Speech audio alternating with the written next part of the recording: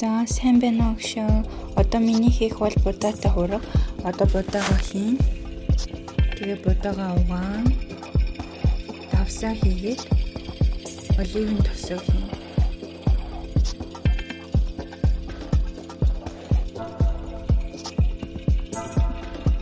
Одоо гараар татсан мах 2 ширхэг төмөслөн арилгаад усанд чанаад төмсөө нухна.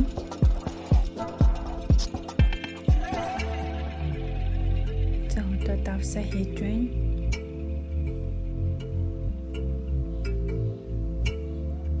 Махыг бутлаад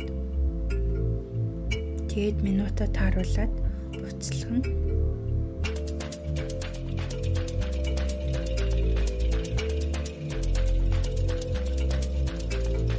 Тэгээд төмс луунгаа шүүгээд будаа болоход 2 минут үлдсэн байсан.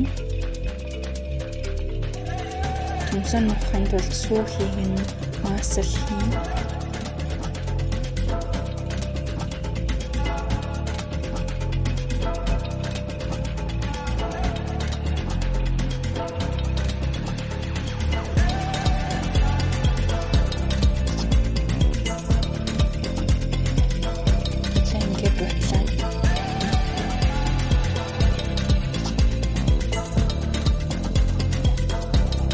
Маань болчлоо.